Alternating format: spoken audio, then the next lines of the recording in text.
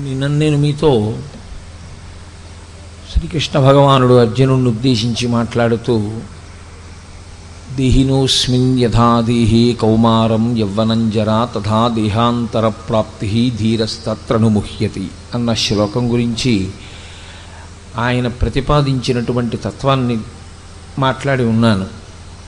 ఆయన అంటారు, వాసాంసి జీర్ణాని యథా విహాయ నవాని గృహ్ణాతి నరోపరాణి తథా శరీరాణి విహాయ జీర్ణ అన్యాని సంయాతి నవాని దేహి అంటారు.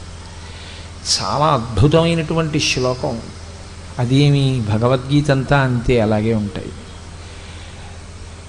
ఇది మనస్సులో బాగా ఊంచుకున్న వాడికి నిజంగానే జీవితంలో ఒక గొప్ప ఊరట, ఒక ధైర్యం, తన జీవితాన్ని ఎలా గడపాలి అన్న దాని గురించి ఒక సందేశం, ఒక ప్రారంభమునకు ఒక అంతమునకు మధ్యలో దాన్ని వినియోగించుకోవలసినటువంటి విధానం గూర్చినటువంటి పూనిక, స్పష్టత ఏర్పడతాయి. వాసాంసి జీర్ణాని యథా విహాయ నవాని గృహ్ణాతి నరోపరాణి. బహుశः ఇంకింతకన్నా అందమైన, ఇంతకన్నా సౌలభ్యంతో కూడినటువంటి ఉపమానం వెయ్యడం ఎవరికీ సాధ్యం కాదు.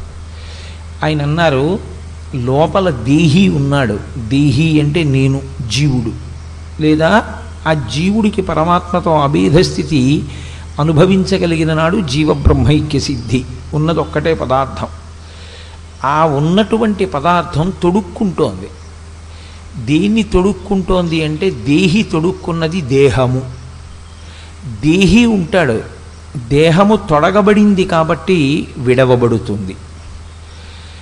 వాసాంసి జీర్ణాని యథా విహాయ నవాని గృహ్ణాతి నరోపరాణి. నరుడు తీసుకుంటున్నాడు. అందులో ఉన్నటువంటి మాట గాంభీర్యమును మీరు అర్థం చేసుకోవాలి. అది ఎవరు తీసుకుంటున్నారు?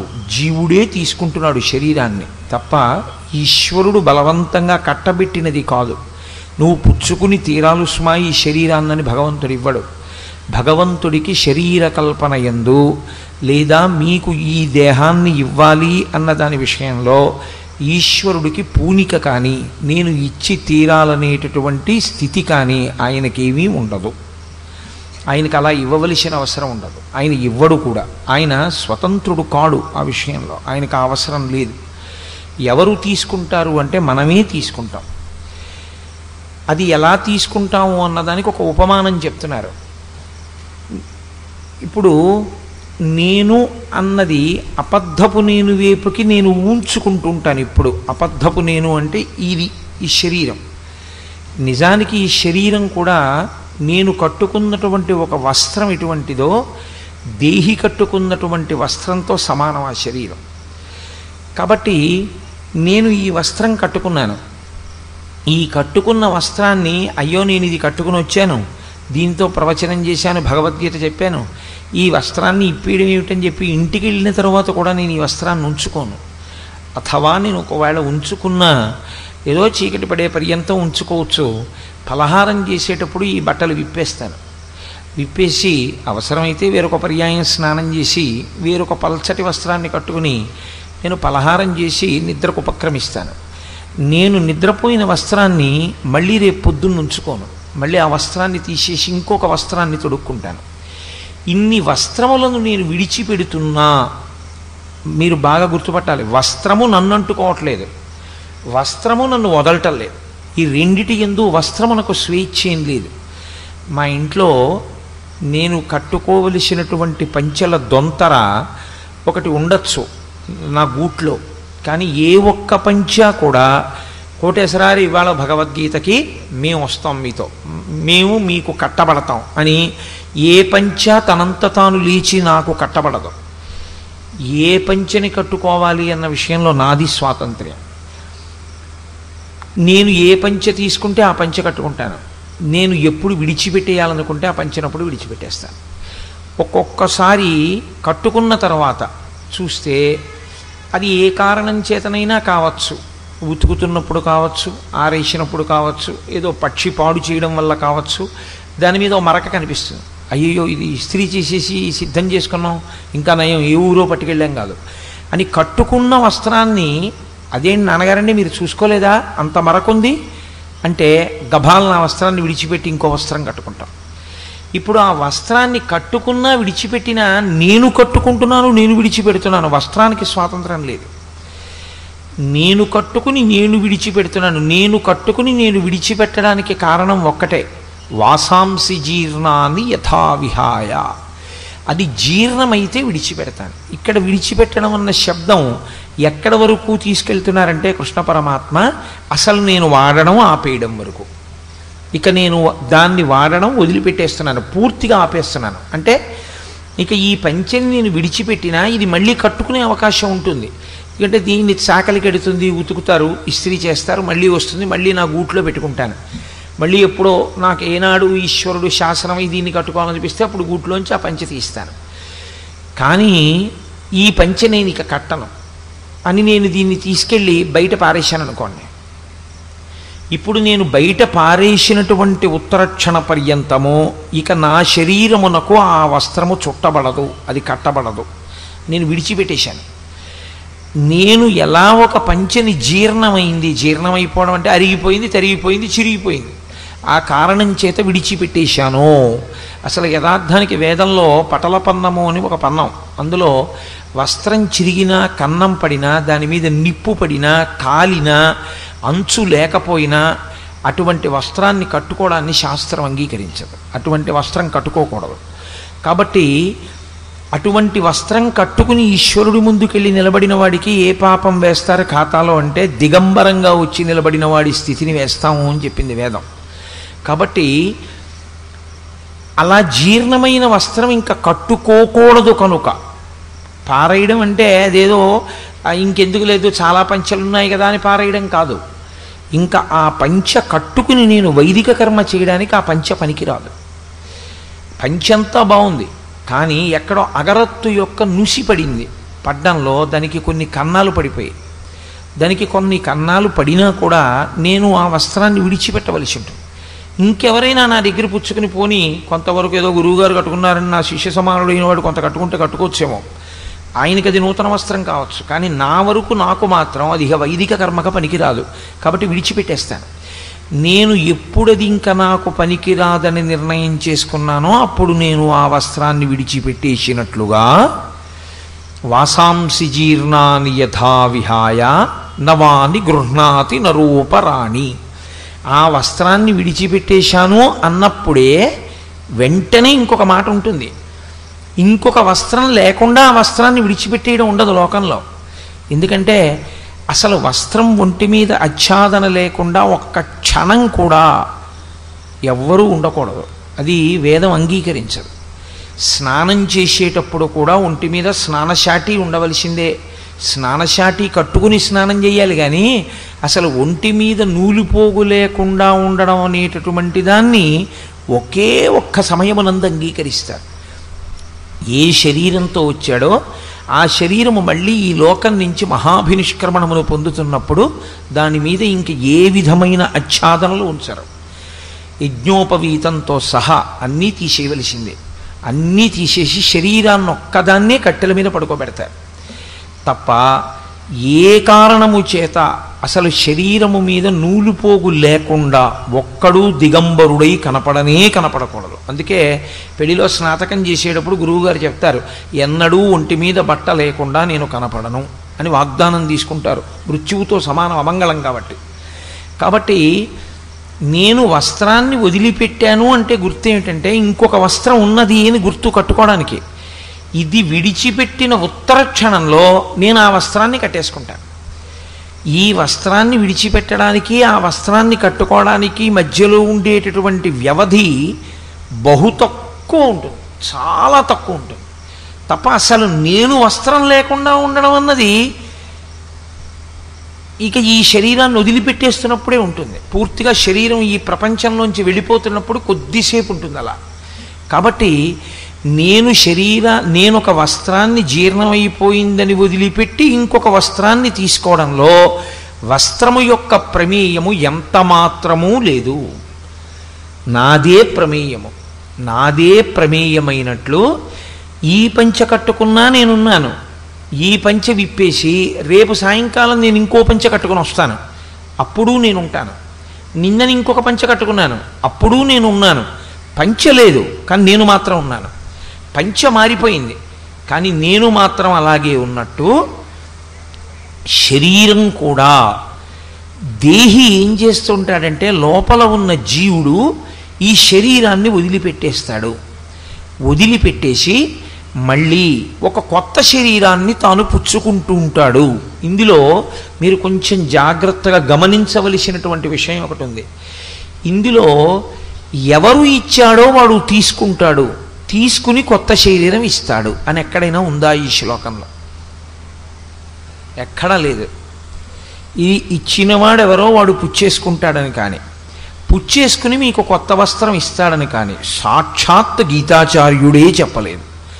కృష్ణ భగవానుడంటే సాక్షాత్ పరబ్రహ్మము, పరిపూర్ణావతారము. అటువంటి కృష్ణుడే ఈశ్వరుడు నీకు ఈ దేహం ఇస్తాడు, ఈశ్వరుడు ఈ దేహం తీసేసుకుంటాడు, ఈశ్వరుడు మళ్ళీ నీకు ఇంకో కొత్త దేహం ఇస్తాడు అని అనలేదు. వాసాంసి జీర్ణాని యథా విహాయ నవాని గృహ్ణాతి నరోపరాణి తథా శరీరాన్ని విహాయ జీర్ణ అన్యాని సంయాతి నవాని దేహి.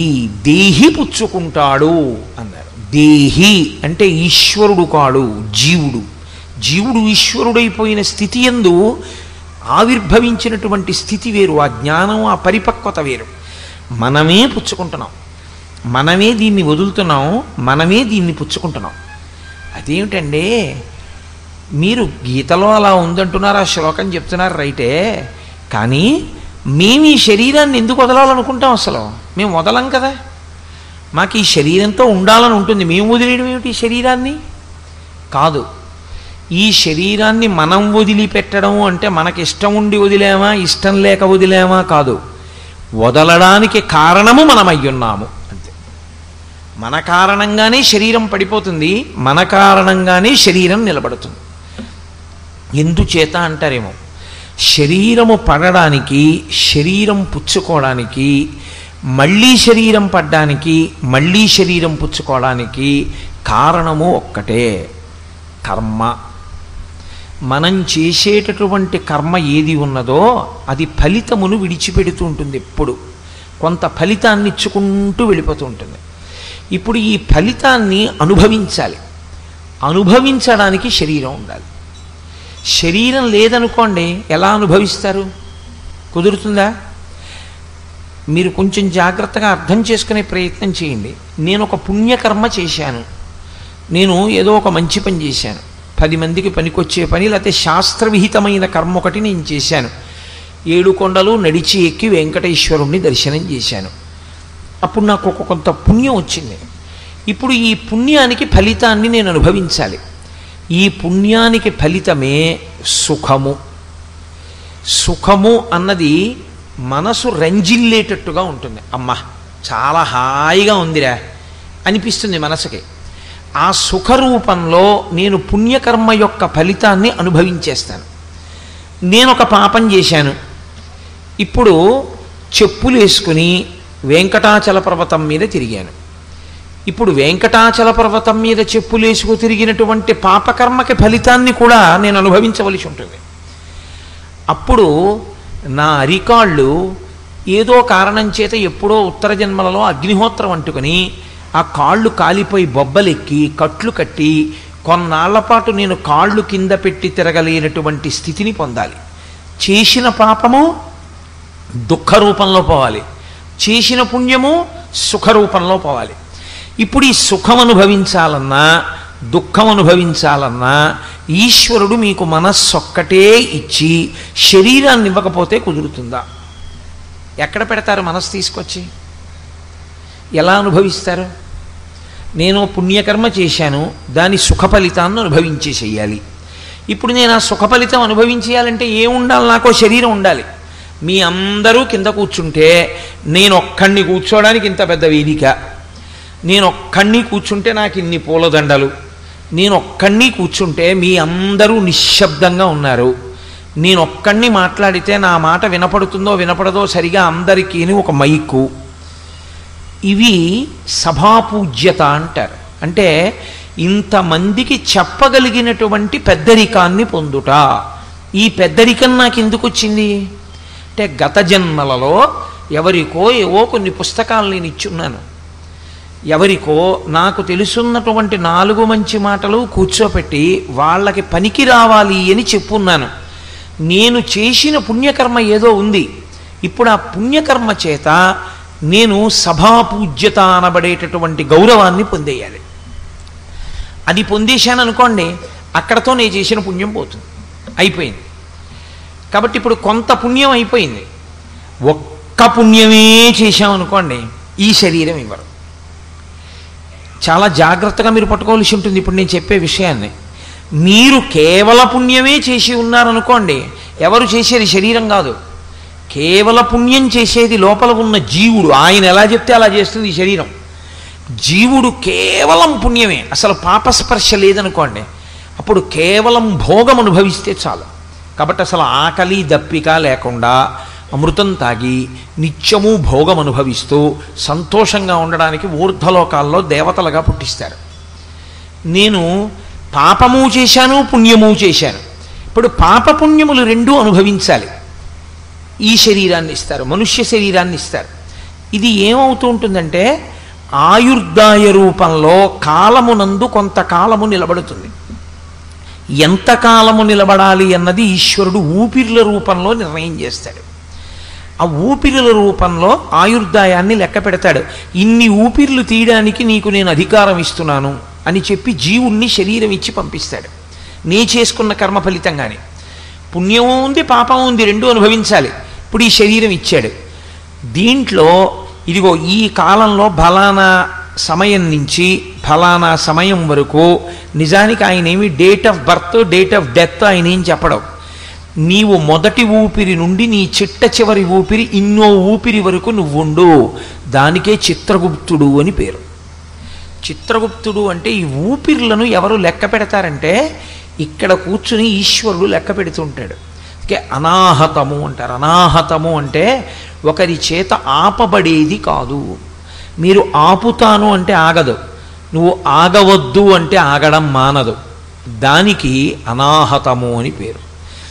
ఈ అనాహతముందే ఇది గంట. మీరు ఈశ్వరుడి దర్శనం ప్రారంభమైంది దేవాలయంలో అని గుర్తు ఏమిటంటే గంట మోగాలి. గంట మ్రోగకుండా నివేదన ఉండదు, గంట మోగకుండా ఈశ్వర దర్శనం ఉండదు. కాబట్టి ఒక గంట మోగుతూ ఉంటుంది, ఎందుకంటే ఆయన ఇక్కడ కూర్చుని ఉన్నాడు, లెక్క పెడుతూ ఉంటాడు.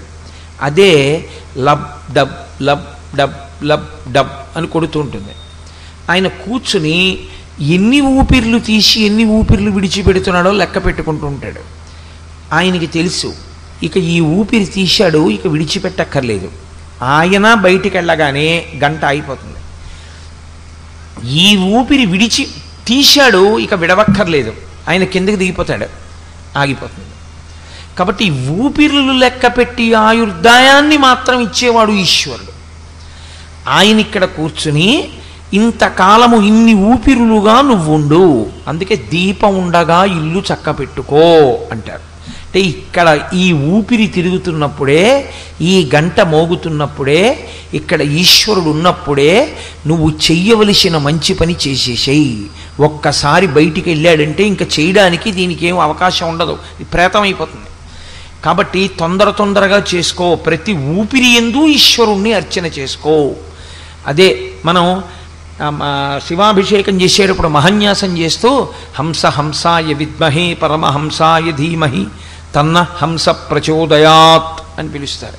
ఆ ఊపిరిల రూపం హంసగా ఉంటుంది. అదే హకార సకారములు. అందుకే పురుష సూక్తం మొదలైతే సహస్రశీర్షా పురుష సహస్రాక్ష సహస్రపాత్ అని, శ్రీ సూక్తం మొదలైతే హిరణ్యవర్ణాం హరిణీం సువర్ణ రజతస్రజాం అని. ఆ హకార సకారములు రెండూ కలిసి మంగళప్రదమైతే సహ హస హంస, ఆ హంస నడుస్తోందంటారు. ఈ హంస నడుస్తూ ఉండగా చిత్తమాలిన్యాన్ని విడిచిపెట్టుకొని నువ్వు ఈశ్వర కర్మల వైపుకి అడుగులు వేసుకుంటూ వెళ్ళాలి. చిత్తశుద్ధిని ఏర్పాటు చేసుకుని దాని వలన జ్ఞానమును పొందగలిగితే జ్ఞానాద్దేవతు కైవల్యం. కాబట్టి ఈ శరీరంతో పుణ్యాన్ని చేసుకోవచ్చు, పాపాన్ని చేసుకోవచ్చు, పుణ్యాన్ని అనుభవించవచ్చు, పాపాన్ని అనుభవించవచ్చు. ఈ రెండిటినీ అనుభవింపచేయడానికి ఈశ్వరుడు ఈ శరీరాన్ని ఇస్తాడు.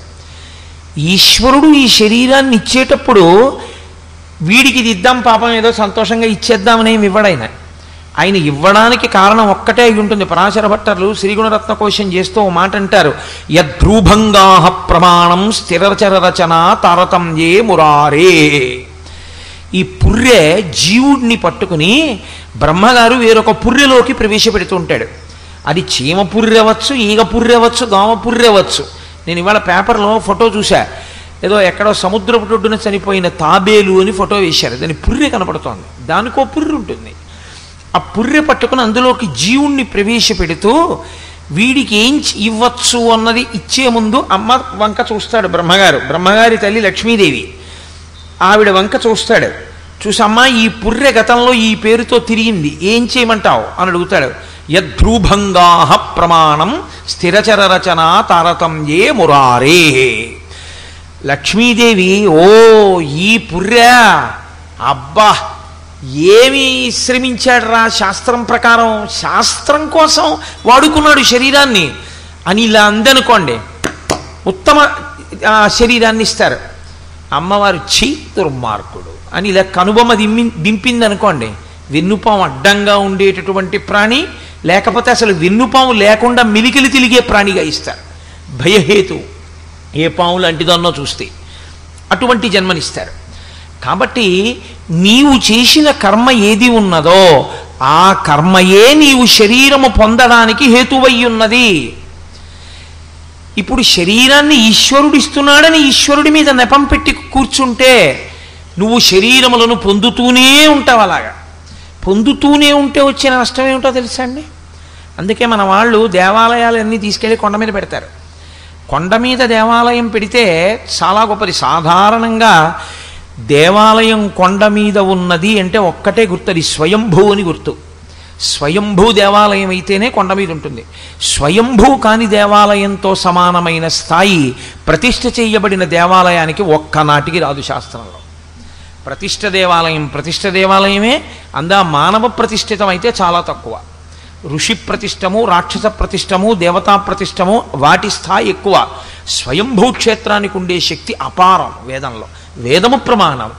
నేను ఇక్కడ కూర్చున్నది వేద ప్రమాణం గురించి మాట్లాడడానికి తప్ప నాకు తోచింది మాట్లాడడం నా చేత కాదు, నేను అలా మాట్లాడలేను. కాబట్టి ఈశ్వరుడు స్వయంభూగా అంతటా ఉన్నవాడు అక్కడ బాగా ఉంటాడు, అంటే ప్రకాశిస్తుంటాడు. వేడి అంతటా లేదా ఉంది, మరి ఇంట్లో గ్యాస్ స్టవ్లో అగ్నిహోత్రం బాగా ఉంది వేడి. అలా ఈశ్వరుడు బాగా పొటమరించి ప్రకాశించిన స్థానానికి స్వయంభూ క్షేత్రం అని పేరు. తనంత తాను ఆవిర్భవించాడు. అది కొండ మీద ఎందుకుంటుందో తెలుసా అండి? ఊర్ధ్వముఖ చలనం చేయవయా, కొండ మీదకి పైకెక్కుతూ ఉండగా నీకు రహస్యం తెలుస్తుంది. ఈ రాళ్ళు ఎలా పడున్నాయో అలా ప్రారంభమైంది నీ జీవితం. ఏ కర్మ చెయ్యడానికి నీకు అధికారము కాని అవకాశము కాని లేకుండా పడిపోయిన ఉపాధి దగ్గర ప్రారంభమై 1,00,000 సంవత్సరములు బతుకుతుందో రాయి, ఏమిటి ఉపయోగం? అలా పడుంటుంది. తనంత తాను ఏ పుణ్యకర్మ చేయలేదు. మరి ఎప్పుడు దానికి శరీరం మారేది? జడం అంటారంటే ఇందులో చైతన్యం లేకపోవడం ఉండదు.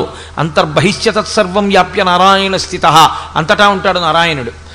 కానీ ఆ రాయికి దానికి స్పందించగలిగిన శక్తి ఉండదు, అందుకని జడం అంటారు.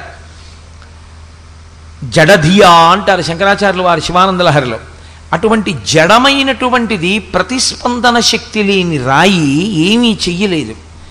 అది ఉద్ధరణ ఎందుకు పొందుతుందంటే ఎవరో ఒక మహాత్ముడటుగా వెళ్ళిపోతూ అమ్మయ్య కాసేపు కూర్చుందాం దాని మీద కూర్చుంటాడు. 1,00,000 సంవత్సరములు అలా పడున్న తర్వాత ఒక మహాత్ముడు కూర్చోడానికి అవకాశం అయింది కాబట్టి అప్పుడు మారుతుంది అది. కానీ ప్రతిక్షణం బుద్ధితో పుణ్యం కానీ పాపం కానీ ఏదైనా సరే చేసుకోవడానికి అవకాశం ఉన్న ఏకైక జన్మ ఇదొక్కటే. మరి నిద్రలో చేయలేం కదండి అని మీరు నన్ను మాట అడగచ్చు. అందుకే శాస్త్రం ఒక మాట చెప్తుంది, నిద్రని సమాధిగా మార్చుకోవచ్చు. నిద్రపోయే ముందు 11 మార్లు శివనామము, దాన్ని మార్చడానికి ఉండదు ఇహ. ఎందుకంటే లయం చేసేవాడు శివుడు ఒక్కడే. స్వల్పకాలిక లయం అంటే నిద్ర, వేరొక నామం చెప్పడానికి వీల్లేదు. నిద్రపోయే ముందు శివనామమును 11 మాటలు, నిద్ర లేచి కన్ను తెరవగానే ఇంకొక నామం చెప్పడాన్ని శాస్త్రం అంగీకరించదు. నాకు కులదైవం ఒకవేళ శివుడు కావచ్చు, నేను శివ అంటూ నిద్ర లేవకూడదు. నేను శ్రీహరి శ్రీహరి శ్రీహరి అని 3 మాటలు, మొదటి మాట నోటి వెంట అదే రావాలి. నిద్ర లేచే ముందు శ్రీహరినామంతో లేవాలి, నిద్రపోయే ముందు శివనామంతో నిద్రపోవాలి. ఈ రెండిటికి మధ్యలో జీవితాన్ని గడపాలి. అప్పుడు నీ ఇష్టం. ఇంకా అప్పుడు నువ్వు ఏది కోరుకుంటావో ఎలా జీవిస్తావో అన్నది నీ బుద్ధిని బట్టి ఉంటుంది. కానీ ఈ 2 సమయముల యందు నామాన్ని ఋషులు నిర్ణయం చేశారు.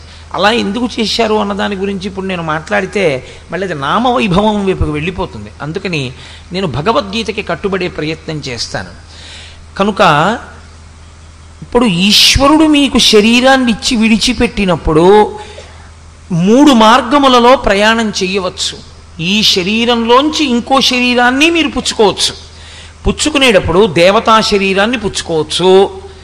ఈశ్వరుడు ఇస్తాడనకండి, మీరు దేవతా శరీరాన్ని పొందొచ్చు. ఎలా అంటే అన్నీ పుణ్యకర్మలే ఆచరిస్తే చేసిన పాపములను మీరు మళ్ళీ ఈ దేహంతో చేసిన పాపాలని ఈ దేహంతో పోగొట్టుకోవడం. అప్పరని 63 మంది నాయనారులలో పెద్ద ఆయన ఒక ఆయన ఉండేవారు. ఆయన ఎక్కడికి వెళ్ళినా కాయిక కైంకర్యమే. దేవాలయాన్ని వెళ్ళి చీపురుతో తుడిచేసేవారు, నీళ్లు పట్టుకెళ్ళి దేవాలయం కడిగేసేవారు. ఎప్పుడూ ఈ శరీరంతో సేవ. ఈ శరీరంతో చేసినటువంటి పుణ్యం వల్ల శరీరంతో చేసినటువంటి పాపమును నశింపచేసుకుంటాడు. వాక్కుతో చేసినటువంటి పాపాన్ని వాక్కు యందు దోషం రాకుండా జాగ్రత్త పడతాడు. అందుకే మాట గురించి ఉపనిషత్ అంత జాగ్రత్తగా మాట్లాడుతుంది. సత్యం బ్రూయాత్ ప్రియం బ్రూయాత్ న బ్రూయాత్ సత్యమప్రియం ప్రియంచనానృతం బ్రూయాత్ అన్ని మాటలు చెప్తుంది మాటల గురించి. మాటని తపస్సుగా వాడుకున్నాడు. ఇప్పుడు మాటల చేత చేసినటువంటి దోషాన్ని పోగొట్టుకుంటాడు. మనస్సుతో ఎప్పుడూ పవిత్రమైనటువంటి ఆలోచనలనే చేయడం అలవాటు చేసుకున్నాడు. మనసుతో చేసుకున్న పాపాలని పోగొట్టుకున్నాడు. ఇప్పుడు మనసు చేత వాక్కు చేత కాయము చేత పుణ్యకర్మలనే చేసుకుంటూ వెళ్ళాడు. ఈ 3టిని పాపము యందు ఉపయోగించలేదు. తనంత జాగ్రత్తగా జీవించాడు, శరీరం విడిచిపెట్టాడు. ఇప్పుడు ఈశ్వరుడు ఏం చేస్తాడంటే ఉత్తమమైనటువంటి దేవతా శరీరంలోకి పంపిస్తాడు. ఇప్పుడు ఈశ్వరుడు పంపించాడా మీరు చేసుకున్న కర్మ కారణమైందా? కర్మ కారణమైంది. మీరు పుణ్యమో పాపమో రెండూ చేశారు. మళ్ళీ నిన్న చెప్పాను కదా, శుక్ల చింత అని ఒక చింత, ఆ చింతని పొందుతూ విడిచిపెడితే ఆ రుచి వాసనల యందు మళ్ళీ శాస్త్రాన్ని చదువుకోగలిగినటువంటి ఒక మనుష్య దేహంలోకి వెళతాడు. అన్నీ పాపకర్మలే. వాక్కుతో పాపం, మనస్సుతో పాపం, శరీరంతో పాపం, ఈ 3 తప్ప పుణ్యం అన్నది లేదు. ఎప్పుడూ పాపకర్మలు ఆచరించాడు. ఈశ్వరుడు తిరియక్కు చేస్తాడు. వెన్నుపావుని అడ్డంగా పెట్టి అందులోకి పంపిస్తాడు. ఏమంటే మేము ఈ చేసిన పాపాలు పుణ్యాలు శరీరంతో చేసినవి వాక్కుతో చేసినవి బాగానే ఉన్నాయి, మనసుతో చేసినవి కూడా ఉంటాయా? ఉంటాయి. మనసుతో పుణ్యం చేస్తే ఎంత ఫలితమో మనసుతో చేసిన పాపానికి అంతే ఫలితం. నేను మీ వస్తువు ఎత్తుకుపోతే దొంగతనం ఫలితం ఎలా వేస్తారో, నేను మీ ఇంట్లో ఉన్న వస్తువుని చూసి ఇది నాదైపోతే ఎంత బాగుండో అని ఏడిచ్చినా అంతే ఫలితం వేస్తారు. ఎత్తుకుపోయిన ఫలితమే వేస్తారు. అందుకే మానసిక చౌర్యము, మానసిక వ్యభిచారము ఇవన్నీ వచ్చాయి. కాబట్టి ఆ మనసుని నిగ్రహించాలి. ఆ మనసు నిగ్రహిస్తే కాయము పుణ్యమునందు వెడుతుంది. కాబట్టి ఇప్పుడు ఈ మనసు చేసే పాపాన్ని కూడా ఎవడు గమనించగలడు? లోపల ఆత్మగా ఈశ్వరుడు లేడండి. ఆత్మ ప్రకాశం చేత కదా మనసు వెలుగుతోంది. దానికి తెలియదు, ఆయనకి తెలియదు ఏం చేస్తున్నాడో మనస్సుతో. మనసుతో చేసినటువంటి పాప పుణ్యములను కూడా లెక్కలోకి తీసుకుంటాడు. కాబట్టి ఒక స్థితిలో ఈ శరీరం పనికి రాకుండా పోవచ్చు, మనసు పనికి రాకుండా పోవడం అన్నది ఉండదు. మీరు మనసుతో శివాభిషేకం చేసేయచ్చు, మనస్సుతో వెంకటేశ్వర స్వామి దర్శనం చేసుకోవచ్చు, మనస్సుతో గుళ్ళోకి వెళ్ళచ్చు, మనస్సుతో వ్రతం చేసుకోవచ్చు. అందుకు కదా శంకర భగవత్పాదులు మానసిక పూజ అన్న అధ్యాయాన్ని తీసుకొచ్చి ఇచ్చారు, రత్నైకల్పిత మానసం అంటును. కాబట్టి శరీరమును పొందేటటువంటి వాడు దేహియే, దేహి తన కర్మల చేత పొందుతున్నాడు. నువ్వు ఆ కర్మలను సత్కర్మలను చెయ్యకుండా నీకు ఇచ్చినటువంటి అవకాశాన్ని పాడు చేసేస్తే ఇక నువ్వు తరించే మార్గాన్ని నువ్వే మూసేసుకున్నట్లు. ఈ తెప్ప కాలిపోతుంది. అందుకే శరీరము అంటారు. శరీరము అంటే భూమి యందుంచి మట్టి చేత కప్పెట్టబడితే శరీరం అంటారు. దీనికి రెండు మార్గాలు ఉంటాయి. చిట్ట చివర తీసుకెళ్ళి దీన్ని భూమిలో పెట్టి నన్నా కప్పెట్టాలి. 2 అగ్నిహోత్రంలోకి పట్టుకెళ్ళి దీన్ని పడేసి కాల్చేయాలి.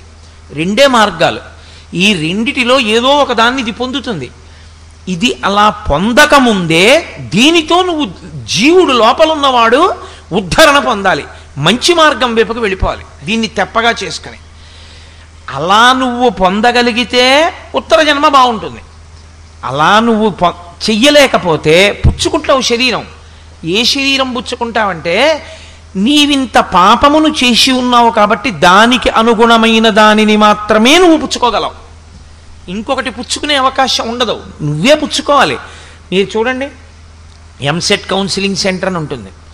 ఆ కౌన్సిలింగ్ జరుగుతున్నప్పుడు పెడతారు 1 నుంచి 500 ర్యాంకుల వాళ్ళకి మొదటి రోజున పెడతారు. 1 నుంచి 500 ర్యాంకు వాళ్ళు ఒక వరుస క్రమంలో కూర్చుంటే మొట్టమొదటి ర్యాంకు వాడిని పిలిచినప్పుడు నీకేం కావాలని అడిగారు అనుకోండి, వాడు ఏ యూనివర్సిటీలో ఏ బ్రాంచ్ సీట్ అయినా సరే వాడు టిక్ కొట్టింది ఇస్తారు. ఎందుకంటే వాడు చేసుకున్న కర్మ అటువంటిది. వెనక 2 ఏళ్ళు అంత కష్టపడి చదివాడు, అంత ఫస్ట్ ర్యాంక్లో ఉన్నాడు. వాడు అడిగింది ఇచ్చేస్తారు. వాడు అడిగిన కాలేజ్ ఇస్తారు. వాడేం పరికిమాల కాలేజ్ అడగడగా వాడు ఎలాగో ఏదో పెద్ద యూనివర్సిటీలో పెద్ద బ్రాంచ్లో సీట్ అడుగుతాడు. ఆఖరణ ఓ ర్యాంక్ ఉంటుంది, 70,000 80,000 ర్యాంకు. వాడు వచ్చి నాకు జవహర్లాల్ నెహ్రూ టెక్నాలజికల్ యూనివర్సిటీ హైదరాబాద్లోనో లేకపోతే జేఎన్టీయూ కాకినాడలోనో నాకు ఈసీఈ బ్రాంచ్లో సీట్ కావాలండి అంటే అవతల పంపంటారు. అసలు ముందే అక్కడ బోర్డు ఉంటుంది, ఇవేమీ లేవు, ఖాళీ ఏ బ్రాంచెస్ లేవు, నీకు మిగిలినవి ఇవే, ఏం పుచ్చుకుంటావు అని అడుగుతారు. అందులో పుచ్చుకోవాలి. మనుష్యుడు చేసుకునేటటువంటి కర్మల చేత శరీరాన్ని పుచ్చుకోవడం కూడా అలాగే ఉంటుంది. దేహి అలాగే పుచ్చుకుంటాడు. కాబట్టి ఈశ్వరుడు కాదురా నీకు ఇచ్చేది, పరమాత్మ చెప్తున్నారు. నీవు నీ కర్తవ్యాన్ని నువ్వు మానేసి నువ్వు చెయ్యవలసిన పని వేదం చెప్పింది. క్షత్రియుడవు, నీ ఎదురుగుండా ఉండేటటువంటి శత్రువులను నిగ్రహించాలి, ధర్మాన్ని నిలబెట్టాలి. ఇప్పుడు ఇది మానేసి నీకు అక్కర్లేని ధర్మాన్ని నువ్వు ఉచ్చుకుని వీళ్ళని చంపేస్తే అయ్య బాబోయ్ నాకు పాపం వస్తుందని నీ కర్తవ్యం నువ్వు మానేస్తే నీ ఖాతాలో పాపం వేసేస్తారు. ఇప్పుడు అర్జునుడు ఈ ఉపాధిలో ఉన్నావు, తర్వాత ఇది రాదిహ. ఎందుకంటే నీ కర్తవ్యం నువ్వు వదిలేసావు, అదే పాపం. కాబట్టి నీ కర్తవ్యం నువ్వు చెయ్యడమే నీకు పుణ్యం. కాబట్టి నువ్వు అది చెయ్యి, అంతేగాని అక్కర్లేని మాటలు మాట్లాడతాయేంటి? పతంతి పితరోహేషాం లుప్త పిండోదక క్రియాహ అని వేదాంతం మాట్లాడుతున్నాయేంటి? ఏది చెయ్యాలో ఏది చెయ్యకూడదో ముందు తెలుసుకో, తెలుసుకుని చెయ్యి, అంతేకాని తెలియకుండా చేయకూడదు. నాకు ఫీజు వేయడం వచ్చినా నేను పోల్ మీదకెక్కి ఫ్యూజ్ వేస్తే నన్ను పట్టుకుపోతారు, వీడు పోల్స్ ఎక్కుతున్నాడండి, విద్యుత్ స్తంభాలు ఎక్కుతున్నాడని. మా ఇంట్లో ఫ్యూజ్ పోయిందనుకోండి నేను వేసుకోవచ్చు. ఏమండి నేను వేయించుకున్న స్తంభమేనండి, నాకు వచ్చండి ఫ్యూజ్ వేయడం, అందుకని నేను ఎక్కానండి అంటే ఒప్పుకోరు.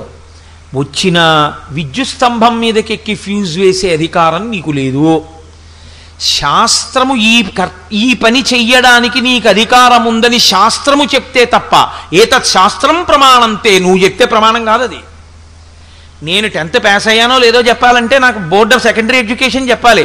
10th క్లాస్ వాళ్ళకి ఎన్నొచ్చో అంతకన్నా నాకు బాగా వచ్చండి అని చెప్పినా నేను 10th క్లాస్ పాస్ అవనివ్వండి, ఆ పరీక్ష కూర్చుని వాళ్ళు సర్టిఫికేట్ ఇవ్వకపోతే. ఈశ్వరుడు నీకు ఒక్కొక్క అధికారమును ఒక్కొక్క ఉపాధి యందు ఒక్కొక్క విభూతిగా ప్రవేశపెడతాడు. ఆ కర్తవ్యమును మాత్రమే నువ్వు నిర్వహించవలసి ఉంటుంది, దాని చేత పండిపోతావు అంతే. అలా నీకు చేత కాకపోతే నువ్వు ప్రమాదాన్ని పొందుతావు. నీకు అక్కర్లేని దాని జోలికి నువ్వు వెళ్ళడానికి వీలు లేదంతే, పోలిక్కి ఫ్యూజ్ వేసినట్టు ఉంటుంది అది. అదే అర్జున, నీకు అక్కర్లేని కర్తవ్యం నువ్వు తీసుకుంటున్నావు, ఏమిటో లేనిపోని మాటలన్నీ చెప్పి వాళ్ళని నేను చంపేస్తానంటున్నావు. ఎవరిని చంపేస్తావు? చంపడానికి శరీరాన్ని చంపితే వాడు ఇంకో శరీరాన్ని ఉచ్చుకుంటాడు.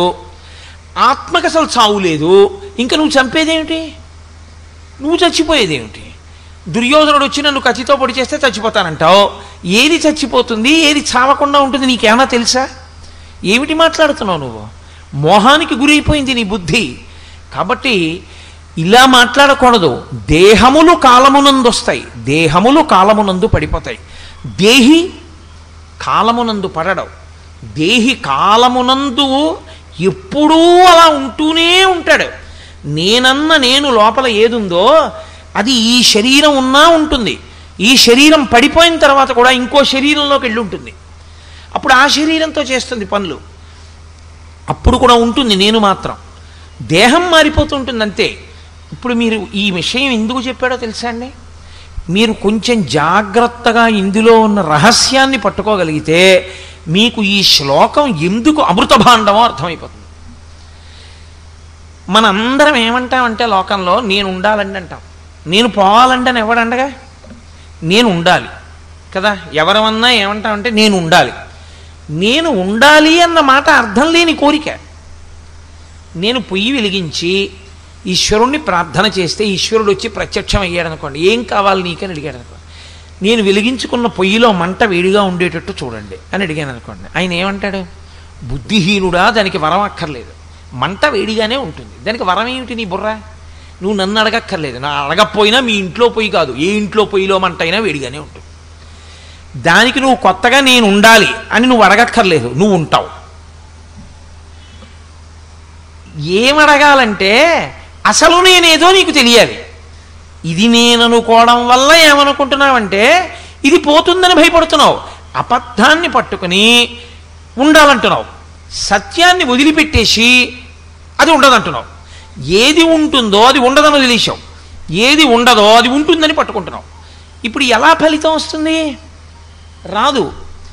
నిజమైన నేను ఏది వెళ్ళిపోదో, ఏది సత్యమో అది నేను అని ఉంచుకుంటే, ఏది అసత్యమో అది పడిపోతుందని అంగీకరిస్తే బుద్ధిని అట్నుంచి ఇటుకి తిప్పాలి అంతే.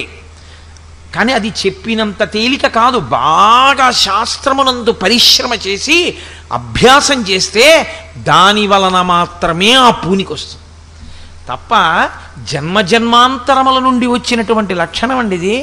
ఒక జన్మ, 2 జన్మలా? కోట్ల జన్మలు. గజేంద్రమోక్షంలో పోతన గారు అంటారు, రాత్రులు దివసంబులు సంధ్యలు సలిపిన్ పూరొక్క 1000 సంవత్సరముల్. రాత్రి లేదు, పగలు లేదు, సంధ్యాకాలం లేదు.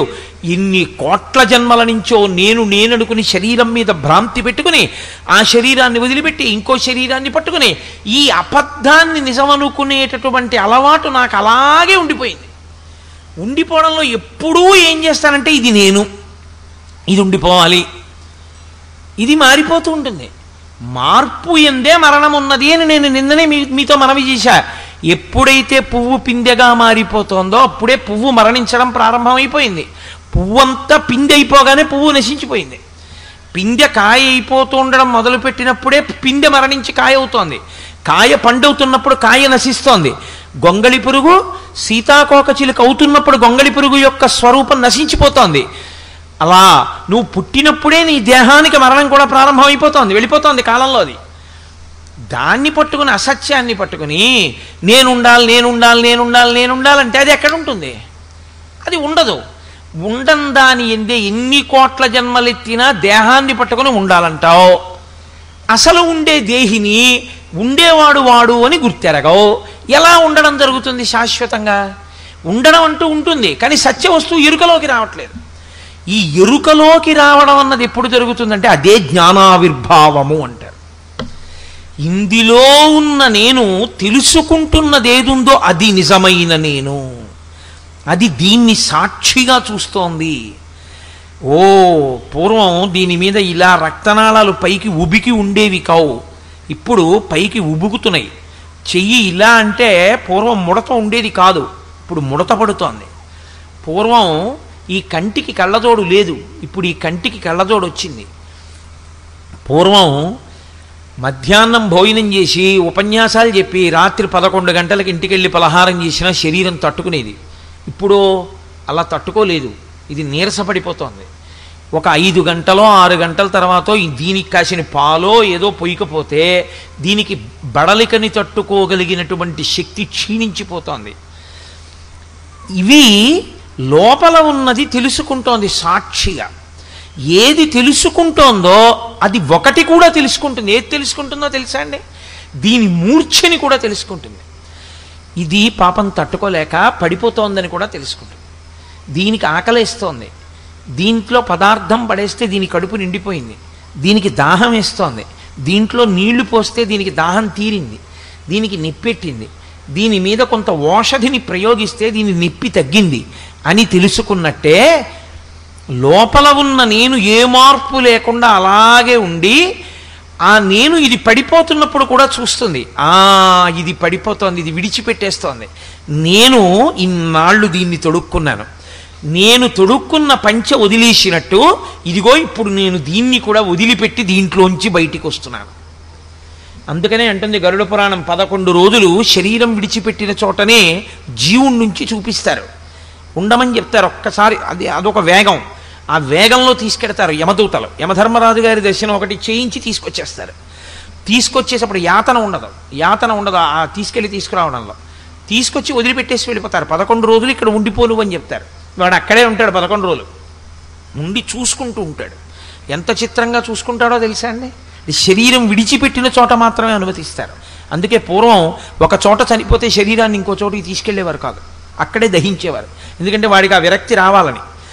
తాను ఇన్నాళ్ళు నేననుకున్న శరీరం ప్రతిబింబం ఎలా కనపడుతుంటుందో అద్దంలో, అలా తాను దాని నుంచి వినుర్ముక్తమై లేచి నిలబడి ఉండగా ఇది కట్టెలలో కాలుతుండగా చూసుకుంటాడు.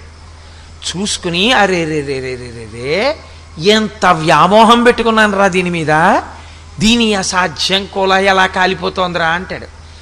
అలా చూస్తాడు 11 రోజులు. బీరువా తీసి ఎప్పుడు తీనివ్వలేదుగా ఉన్నన్నాళ్ళు తందే పెత్తనం. ఇప్పుడు తాళాలు పెట్టి తీసి దిక్కుమాల నాన్న ఎంతో దాచాడు అనుకున్నాం, ఇదే దాచింది అంటారు. 11 రోజులు అయిపోయిన తర్వాత బావమరిది వచ్చి అంటాడు, బావగారు ఎన్నాళ్ళు ఇలా పులుపు లేకుండా తినడం, ఎన్నాళ్ళు ఇలా భూషయనం చేస్తారు, చాలు 11 రోజులు అయిపోయాయిగా, ఇక మీ జీవనం మీరు ప్రారంభించండి, మిగిలిన వాళ్ళందరూ వెళ్ళిపోండి అంటారు అని కొత్త బట్టలు పెట్టేస్తాడు తీసుకొచ్చి పీటల మీద. ఇంకప్పటి నుంచి వీడు బొట్టు పెట్టుకుని కొత్త బట్టలు వేసుకుని మళ్ళీ భార్యను తీసుకుని సినిమాకి వెళ్ళిపోతాడు. అప్పుడు వీడు 11వ రోజున కొత్త బట్టలు పెట్టేశాక వీళ్ళు మాట్లాడుకున్న మాటలు, వీళ్ళ భోగ జీవనం చూసి ఈ పాటి దానికి జీవితం అంతా పాడి చేసుకున్నారు. వీడి కోసం ఇంత తాపత్రయపడే బదులు శివాలయానికి వెళ్ళి ప్రదక్షిణం చేసుంటే ధన్యమైపోయి ఉండేవాడిని. వెడితే కదా ఒక్కనాడు ఆ పిల్లలకి వెంపర్లాట్లో పడున్నా, ఇదిగో ఇదిలా కాలిపోయింది, వాడు అలా మాట్లాడాడని అసహ్యం వేసి పదండి అంటాడు. సరే, ఆ తర్వాత యాతనలన్నీ ఉంటాయనుకోండి, అది వేరు విషయం. అప్పుడు దక్షిణ దిక్కు తీసుకెళ్ళి 3వ తరం వరకు కూర్చోబెడతారు. చేసేవాడు ఎవడైనా ఉంటే చూడు, నువ్వు చేసిన అలవాట్లే నీ కొడుకు ఏం చేస్తాడో చూడు, ఇంకరించి మొదలు పెడతారు చూడమని. తిన్నన్నం తింటాడు, తాగింది తాగుతాడు, చేసిన సంసారం చేస్తాడు. తండ్రి చచ్చిపోయిన 11వ రోజు చేసిన గోదానం సంవత్సరీకన్నాడు చేయడు. సంవత్సరికాలకు కూడా గోదానం ఎందుకండి, 11వ రోజు 11 రోజుల్లో చేశాం కదండి, అప్పుడు మళ్ళీ గోదానం ఎందుకండి అని అంటాడు. వాడి కోసం నువ్వు నీ జీవితం అంతా పణం పెట్టేశావు. ఏమైంది, తెప్ప కాలిపోయాక ఇప్పుడు నువ్వు చేసుకున్న కర్మ నువ్వు అనుభవించాలి. చేసిన పుణ్యమేది, దీన్ని ఉపయోగించుకున్నదేది, పాపాన్ని దహించుకున్నదేది, మళ్ళీ కొత్తగా మూటలు కట్టడం కోసం వీడికి ఏదో ఇచ్చేస్తే వీడేదో నిన్ను తరింపచేసేస్తాడనుకుని మూటలు కట్టడం కోసం అక్కర్లేని పాపకర్మలన్నీ చేశావు. ఇవి అనుభవం నీ జీవుడికే. కాబట్టి ఇప్పుడు జీవుడు ఏమవ్వాలి, దానికి తగిన శరీరాన్ని వాడే పుచ్చుకోవాలి తప్ప ఈశ్వరుడు ఏమి ఇవ్వడు. నిన్ను చేయమన్నాడు ఏమిటి పాపం, ఆయన నీతో పాపం చేయిస్తే ఆయన నీకు శరీరం ఇవ్వాలి. పాపం చేసుకున్నది నువ్వు బుద్ధినిచ్చిన తర్వాత. కాబట్టి ఆయన స్వతంత్రంగా ఇవ్వడు శరీరాన్ని. కాబట్టి శరీరమును నువ్వే పొందుతున్నావు. కాలమునందు దేహము వెళ్ళిపోతోందేమో, దేహి వెళ్ళడు, దేహి అలాగే ఉంటున్నాడు. మళ్ళీ కొన్నాళ్ళు పోయాక ఇంకో శరీరం పుచ్చుకుంటున్నాడు. పుచ్చుకున్నలాగాయతో మళ్ళీ మొదలు సంసారం. ఏది ఆ శరీరాన్ని వాడుకున్నదేది సరిగ్గా వాడడు. కపిలగీతలో భాగవతంలో అద్భుతమైన మాట చెప్తారు. తల కిందకి పెట్టి కాళ్ళు పైకి పెట్టి శరీరం అంతా తయారైపోతే ఇక అమ్మ కడుపులో పట్టకపోతే ఏమవుతుందంటే ఈ చెయ్యిలా కదపలేడు, ఈ చెయ్యిలా కదపలేడు, ఈ తల ఇలా తిప్పడానికి ఉండదు. పైగా తల కిందకుంటుంది, కాళ్ళు పైకుంటాయి. నేను అంతకన్నా వర్ణించకూడదు. దానివల్ల ఏమవుతుందంటే అమ్మ కడుపులో తల కిందకి ఉండడం వల్ల విశేషమైన దుర్గంధాన్ని ఎప్పుడూ పీలుస్తూనే ఉంటాడు. అలాగా పీలుస్తూ పడుంటాడు. ఈలోగా తను విడిచిపెట్టేసినటువంటి మలమూత్రములలోంచి సూక్ష్మజీవులు పుట్టేస్తాయి. పుట్టి సున్నితమైన చర్మాన్ని కొరుకుతూ ఉంటాయి. కటిక చీకటి, కన్ను పొడుచుకున్న ఏమీ కనపడదు. జీవుణ్ణి అందులోకి ప్రవేశపెడతారు, శరీరంలోకి ప్రవేశపెట్టిన తర్వాత అప్పుడు ఏడుస్తాడు. పరమేశ్వరుణ్ణి ఉద్దేశించి గర్భస్థమునందు ప్రార్థన చేస్తాడు. ఈశ్వర, దేహమును పొందడం అంటే ఏమిటో నాకు ఇప్పుడు తెలిసింది. దీంతో చెయ్యాలి పుణ్యకర్మ, దీంతో చెయ్యాలి ప్రదక్షిణం, దీంతో చెయ్యాలి, 4 పువ్వులు వేస్తే దీంతోనే వెయ్యాలి. ఈ తలకాయ ఉన్నందుకు పెద్దల ముందు పరమేశ్వరుడి ముందు ఇలా వంచాలి. ఇలా అనడం తప్ప ఇంకేం రాలేదు బతికున్నన్నాళ్ళు. ఓ ప్రదక్షిణం చేసింది లేదు, 2 పువ్వులు వేసింది లేదు, ఓ కొబ్బరికాయ కొట్టింది లేదు, ఈశ్వర నువ్వే తినని ప్రేమార పెట్టింది లేదు. అలా శరీరం వచ్చినప్పుడు నా వాళ్ళు అన్న వాళ్ళ వెనక తిరిగి ఎంత పాడైపోయానో బాగా అర్థమైంది. నిన్ను చేరుకోవడానికి మార్గం ఒకటి ఉంది. ఏమిటా మార్గం? అన్నవరం వెళ్ళాలనుకుంటే ఇక్కడ కూర్చుని అన్నవరం వెళ్ళాలంటే వెళ్ళిపోను. అన్నవరం వెళ్ళే దారిలో నడవాలి. కాబట్టి ఉపాధినియ్యి, మళ్ళీ నీ సేవ చేస్తాను. ఇప్పుడు పాపపుణ్యములు పోగొట్టుకోవడానికి ఇదిగో ఇది ఉపాధి కావలసి ఉంది నాకు. కాబట్టి ఒక్కసారి ఇచ్చి నన్ను బయటికి తోసేయి. ఇందులో నేను ఉండలేకపోతున్నాను తండ్రి. నవమాసంబు ఘటిల్లె చాలు నికగా నాకీ గర్భవాసంబు నివసింపన్ పని తీర్చి కావు మిక నంది సత్కృపన్ శంకరా అని ప్రార్థన చేస్తాడు. అప్పటికుంటుంది పూర్వజన్మ స్మృతి. శఠము అన్న పేరుతో ఈశ్వరుడు ఏం చేస్తాడంటే ప్రసూతి వాయువై, అమ్మ కడుపులో ఉన్న వాయువు ప్రసూతి వాయువుగా మారి చాలా ఇరుకైన ద్వారంలోంచి అతి కష్టం మీద బయటికి వస్తాడు. బయటికి వచ్చి అంత కటిక చీకట్లోంచి బయటపడినప్పుడు అంతంత పెద్ద పెద్ద శరీరాలతో తిరుగుతుంటారు ఎదురకుండా డాక్టర్లు. అందుకే 3 సంవత్సరముల లోపు జీవితాన్ని ఈశ్వరుడు జ్ఞాపకం ఉండనివ్వడం. అసలు ఉందనుకోండి అందరూ పిచ్చివాళ్ళు అయిపోతారు, అది గుర్తుండే అవకాశం ఉండదు. అందుకే అంతంత పెద్ద పెద్ద ఆకారాలతో డాక్టర్లు, అంతంత పెద్ద పెద్ద లైట్లు, కటిక చీకట్లోంచి వచ్చి చిన్ని గుడ్డు అలా కండిలా విప్పేటప్పటికి కళ్ళు పోయినంత పని అవుతుంది. ఊపిరి అందదు. బ్లాక్ స్టూల్ అంటారు. నేను చెప్పింది అబద్ధం అనుకుంటున్నారేమో. నేను ఒక గొప్ప గైనకాలజిస్ట్ రాసినటువంటి పుస్తకంలోని విషయాన్ని మీకు వివరణ చేస్తున్నాను. బ్లాక్ స్టూల్ అని అమ్మ కడుపులో ఉండగా అమ్మ తిన్న ఆహారంలో కొంత భాగం నాభిగొట్టంలోంచి లోపలికెడితే లోపల మలం నల్లగా రాతిలా ఉంటుంది, మెత్తగా గడ్డలుగా ఉంటుంది. అది ఇంత వెలుతురు చూసేటప్పటికి భయాన్ని పొందేసి ఆ మలం బయటికి వెళ్ళిపోదాం అనుకుంటుంది. కానీ ఆ పిరికితనానికి ఏమైపోతుందంటే ద్వారం మూసుకుపోయి అది గట్టి పడిపోయి బయటికి వెళ్ళదు. ఊపిరితిత్తులు ఇలా ఆడుతున్నవి ఇలా ఆగిపోతాయి. గుండె కొట్టుకుంటున్నది ఇలా ఆగిపోతుంది. ఆగిపోతే సృష్టిలో పరమేశ్వరుడు యొక్క గొప్ప రహస్యం. ఇప్పటిదాకా ప్రపంచంలో ఏ శాస్త్రవేత్త కృత్రిమంగా తయారు చేయలేకపోయాడు. అది కుక్క కావచ్చు, పిల్లి కావచ్చు, పంది కావచ్చు, మనుష్యుడు కావచ్చు. ఆ తన బిడ్డని చూసుకుని అమ్మ నా బిడ్డడు అని అమ్మ సంతోషించి స్తన్యమును నోట్లో పెట్టగానే మొట్టమొదట ఒక పసుపు రంగు జిగురు పదార్థం ఒకటి అమ్మ స్తన్యంలోంచి విడుదలవుతుంది. అది నాలుకకి తగలగానే అంతే, మళ్ళీ ఊపిరితిత్తులు పనిచేస్తాయి, మూత్రపిండాలు, గుండె అన్నీ పనిచేసి లోపల ఉండిపోయినటువంటి ఆ నల్లటి మలం బయటికి వెళ్ళిపోతుంది. బయటికి వెళ్ళిపోయి బతుకుతాడు. బతికి ఊపిరి పోసుకుంటాడు. ఈశ్వరుడు అలా శరీరాన్ని పుణ్యకర్మ చేసుకోవడానికి ఇచ్చి ఉరే ఉద్ధరణ పొంది నాలో కలిసిపో, ఎన్నాళ్ళు తిరుగుతావు ఇలా. అందుకే మీకు ఏ దేవాలయంలోకైనా సరే గర్భాలయ ప్రవేశ ద్వారమే నిష్క్రమణ ద్వారం తప్ప గర్భాలయంలోకి వెళ్ళి వెనక నుంచి వెళ్ళిపోవడానికి తలుపు ఉండదు. ఎందుకో తెలుసా అండి? మీ ప్రయాణం అంతా దేనికి అంటే ఆ గర్భాలయంలోకి చేరిపోవడానికి అంతే. గర్భాలయం దాటి వెళ్ళడానికి ఇంకేం లేదు మనుష్య జీవితంలో. అందుకే గర్భాలయం వెనకాల తలుపెట్టి అందులోంచి బయటికి వెళ్ళండి అని ఇంకొంచరు. ఆలయానికి ఆగమం అలాగే ఉంటుంది. ఎందుకంటే మనుష్య జన్మ యొక్క చిట్ట చివరి లక్ష్యం అంతే. జన్మలు జన్మలు జన్మలు దాటగా 84 లక్షల ఉపాధులు ఉంటాయి లోకంలో. ఈ 44 లక్షల ఉపాధులు మళ్ళీ 4గా వర్గీకరింపబడి వస్తాయి. జరాయుజములు, అండజములు, స్వేదజములు, ఉద్భుజములని 4గా వస్తాయి. జరాయుజములు అంటే మావితో పుడతాయి, అండజములు అంటే గుడ్డు బద్దలు కొట్టుకుని అందులోంచి వస్తాయి, ఉద్భుజములు అంటే భూమిని పగలగొట్టుకుని పైకొస్తాయి చెట్లు. అలాగే స్వేదజములు అంటే చెమటలోంచి పుడతాయి పేలు మొదలైనవి. ఇందులో మనుష్య జన్మ సర్వోత్కృష్టమైన జన్మ. ఎందుకో తెలుసా అండి? కనీసం మనంత మనం చచ్చిపోవచ్చు. ఊపిరి అయిపోయే వరకు ఎవరు ఏమీ అనరు, కానీ మిగిలిన వాటి పరిస్థితి అలా ఉండదు. నాకు ఒక్కొక్కసారి చాలా తమాషాగా ఉండి ఒళ్ళు గగురు పొడుస్తూ ఉంటుంది. నేను ఒక వాకింగ్ ట్రాక్ మీద తెల్లవారుదాం కాసేపు నడవడానికి వెళ్తుంటాను. నడవడానికి వెళ్ళినప్పుడు అక్కడ పెరిగిపోయినటువంటి చెట్లు, అక్కర్లేకుండా పెరిగిపోయిన వెజిటేషన్ అంటారు కదా, దాన్ని కాస్త ఏ పెట్రోలో పోసేసి అంటించేస్తారు. అవన్నీ పచ్చి చెట్లు. అవి పెద్ద అగ్నిహోత్రం పెట్రోల్ మంటలకి లేచి ఆ ముందుకి వ్యాప్తి చెందుతుంటే పచ్చి చెట్టు మాడిపోయి ఎండిపోయి కాలిపోతుంది. ప్రాణం లేదనుకుంటున్నారు ఆ చెట్టుకి మీరు? ప్రాణం లేకపోవడం ఏమి ఉండదు. ఈ మధ్యనే నాకు ఒక అగ్రికల్చరల్ సైంటిస్ట్ ఆయన ఒక పుస్తకం తీసుకొచ్చి ఇచ్చారు. అందులో ఆ పుస్తకంలో ఉన్న విషయాలు చదివి నేను తెల్లబోయాను. ఇంటి ముందున్న చెట్టు యజమాని నీళ్లు పోస్తుంటే అది యజమాని కోసం బెంగపెట్టుకుంటుంది. ఏంటి ఇంకా రాలేదు, రాత్రి 9 అయిపోయింది 10 అయిపోయింది అని ఎదురు చూస్తుంది. ఎందుకంటే దానికి ప్రాణం ఉందండి, అది పెరగట్లా రోజు రోజుకి. దానికి భయం ఉంటుంది, పారిపోదామని, అగ్నిహోత్రం వచ్చేస్తోంది కాలిపోదామని. కానీ కాళ్ళు 2 భూమిలో పెట్టేసి పాతి పెట్టి కాంక్రీట్ వేసేసినట్టు పెట్టేస్తారు. ఇప్పుడు అలా నిలబడి కాలిపోవడం వినా దానికి ఇలా తప్పుకోవడానికి కూడా ఏ మార్గం ఉండదు. దాంతో పోలిస్తే ఈశ్వరుడు మనకిచ్చిన ఉపాధి యొక్క గొప్పతనాన్ని ఆలోచించండి.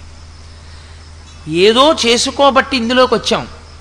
ఇందులోకి వచ్చింది కొనసాగింపుగా మంచి పనులు చేసుకుని తరించి ఇంకొక మంచి ఉపాధిని పొందాలి. కానీ మళ్ళీ మళ్ళీ అటువంటి ఉపాధుల్ని మనంతట మనం పుచ్చుకోవడం ఎందుకు? ఈశ్వరుడి మీద నెపం పెట్టడం ఎందుకు? కాబట్టి బుద్ధిని మార్చు అర్జున. ఏది సత్యమో, ఏది కదలదో, ఏది ఎప్పుడూ ఉంటుందో అది ఇక్కడే ఉంది. అది సత్యం అనుకున్నావా ఇబ్బంది లేదంతే. ఏది అసత్యమో అది సత్యం అనుకున్నావా ఇబ్బంది వస్తుందంతే. ఇది సత్యం, ఇది సత్యం, ఇది ఉంటుంది, ఇది ఉంటుంది, ఇది ఉంటుంది అని వెంపర్లాడుతూ కూర్చున్నాను అనుకోండి, ఉంటుందా? ఒక్కనాటికి ఉండదు. అది అబద్ధం, అది అసత్యం, అది ఉండేది కాదు, అది వెళ్ళిపోతుంది. అది ఉంటుందండి ఉంటుందండి ఉంటుందండి అని ఎన్ని మాటలు చెప్పినా వెళ్ళిపోతుంది. అది అసలు ఉందో లేదో తెలియదండి, లేదండి లేదండి అన్నా లోపల ఉన్న నేను వెళ్ళడానికి ఏం లేదు, అలాగే ఉంటుంది ఆ దేహి. ఏది ఉంటుందో అది నువ్వుగా నిలబడితే నువ్వు ఉద్ధరణ పొందుతావు. అప్పుడు ఇక్కడ ఉన్న నేనే అన్నిటిలో ఉన్న నేను కాబట్టి ఈ నేను సంతోషించడం ఎలా ఉంటుందో ఆ నేను సంతోషించడం అలా ఉంటుంది. కాబట్టి ఇందులో దీంట్లో ఉన్న నేను దేనికి బాధపడుతుందో అందులో ఉన్న నేను దానికే బాధపడుతుంది. నేను నడుస్తుంటే నా కాళ్ళల్లో కర్ర పెట్టాడు అనుకోండి ఎవరో, నేను తూలి కిందకు పడిపోయాను అనుకోండి, పడిపోతే వాడు చూసి పక్క నవ్వాడు అనుకోండి. రేపు అతను నడుస్తున్నప్పుడు కాళ్ళల్లో కర్ర పెట్టారనుకోండి, అతను పడిపోయినప్పుడు ఎలా ఉంటుంది? ఇదే బాధ పొందిందో అది అదే బాధ పొందుతుంది. కాబట్టి ఇందులో ఉన్న నేను దేనికి ఏ బాధ పొందుతుందో అన్నిటిలో ఉన్న నేను అదే బాధ అలాగే పొందుతుంది. ఉపాధి అలా ఉంచండి, సుఖదుఖములను అనుభవిస్తుంది. కాబట్టి ఈ నేనుకి ఆ నేనుకి భేదం లేదు. ఆ నేను ఈ నేను ఒకటే, రెండు ఎప్పుడు ఉండేవే. కానీ ముక్కల కింద కనపడుతున్నాయి, కానీ ముక్కలు కావు. ఆకాశం ముక్కలైనట్టు కనపడుతుంది. మఠాకాశము, లేకపోతే ఏదో ఒక చోట ఘటాకాశము, కుండలో ఆకాశంలా కనపడుతుంది, ఒక చోట గదిలో ఆకాశంలా కనపడుతుంది. అంత మాత్రం చేత ఆకాశం ముక్కలైపోయిందా? ఆకాశంలో ఏ మార్పు ఉండదు. ఏ మార్పు లేని ఆకాశం ఎలా ఉంటుందో నేను ముక్కలు కాకుండా అలాగే ఉంటుంది. అన్నిటిలో ఉన్న నేను ఒక్కటే, ఈశ్వర చైతన్యమే ఉంది. అరేరే, దీని సంతోషం ఎంతో దాని సంతోషం ఎంత. కాబట్టి దాన్ని ఎందుకు నేను బాధ పెట్టాలి? నేను పెట్టను. ఆ నేను బాధపడ్డం ఈ నేను బాధపడ్డమే. అందుకే నన్నయ్య గారు మహాభారతంలో ఒక అద్భుతమైన మాట అన్నారు. నువ్వు పనులు చేసే ముందు అగ్ని పరీక్ష ఒక్కటే. నేను ఈ పని చెయ్యనా చెయ్యద్దా? చట్రం ఒకటి ఉంటుంది, ధర్మచట్రం అని, అందులో పెట్టి చూడు. సరిపోతే చేసేయి, సరిపోకపోతే వదిలేయి. ఈ పని నాకు ఇతరులు చేస్తే నేను బాధపడతాను, చేయకు. ఈ పని ఇతరులు నాకు చేస్తే సంతోషిస్తాను, చేసేయి. అంతే. ఇదొక్క పరీక్ష నువ్వు పెట్టుకోవడం అలవాటైతే నీకు అన్నిటిలో ఉన్న నేనుతో నీలో ఉన్న నేను సమన్వయం అవ్వడం వచ్చేస్తుంది. అలా కాకపోతే ఏమవుతుందంటే నీలో ఉంటే నేను, వాడిలో ఉంటే నువ్వు అవుతుంది. ఈ నేను నువ్వు మధ్యలో అవిద్య, అజ్ఞానము, అగాధం అంతా వచ్చి దిగిపోతుంది. జన్మ పరంపర నశించిపోతుంది. అన్నిటిలో ఉన్న నేనుతో నీలో ఉన్న నేను కలిస్తే తత్వ అసి, అది నీవై ఉన్నావు. ఒకటే ఆ ఈశ్వరుడే నువ్వై ఉన్నావు. అది తెలియనంతసేపు అజ్ఞానమే. కాబట్టి ఇది నువ్వు తెలుసుకుంటే దేహమును పొందుతున్నవాడివి నువ్వే, నీ కర్మల చేత ఈశ్వరుడు కాదు. దేహి ఎప్పుడూ ఉన్నాడు. ఇది తెలుసుకోవయా. జాతస్య హి ధ్రువో మృత్యు ధ్రువం జన్మమృతస్య చ. ఎప్పుడూ కూడా పుట్టినవాడు వెళ్ళిపోతాడు. శరీరము పుట్టినది అంటేనే వెళ్ళిపోతుంది అని గుర్తు. జాతస్య హి ధ్రువో మృత్యువు ధ్రువం జన్మమృతస్య చ.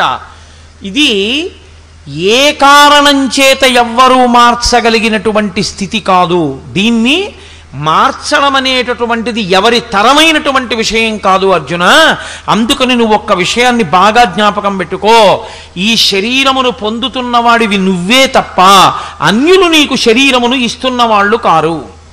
కాబట్టి ఇప్పుడు ఎవరైనా ఏది జ్ఞాపకం పెట్టుకోవలసి ఉంటుంది? తాను చెయ్యవలసిన కర్మ గురించి తాను ఆలోచించవలసి ఉంటుంది. కర్మ చెయ్యడము అంటే ఏదో చెయ్యడం కాదు. మీరు ఒకటి బాగా జ్ఞాపకం పెట్టుకోవాల్సి ఉంటుంది. అన్నం తినడము అంటే ఎక్కడ పడితే అక్కడ తినడమా? ఇల్లంతా నాదేనండి. మా ఇంట్లో మరుగుదొడ్డి కూడా నే కట్టుకున్నదే. మా ఇంట్లో స్నానాల గది నే కట్టుకున్నదే. మా ఇంట్లో అటక నేను కట్టుకున్నదే. మా ఇంట్లో వంటగది నే కట్టుకున్నదే. మా ఇంట్లో భోజనాల గది, మా ఇంట్లో పడక గది నే కట్టుకున్నవే. మా ఇంట్లో నేను మలమూత్రములు విసర్జించడానికి ఏర్పాటు చేసుకున్న గట్టు కూడా నేను కట్టుకున్నదే. నేను కట్టుకున్న ఇల్లే కదా అని అన్నం పట్టుకెళ్ళి మరుగుదొడ్లో కూర్చొని తింటావా? తినవుగా. అన్నం ఎక్కడ తినాలో అక్కడ తింటున్నావు. అన్నం అక్కడ తింటున్నాను అక్కడ పడుకుంటున్నావా? పడుకోవడం వేరే చోట పడుకుంటున్నావు.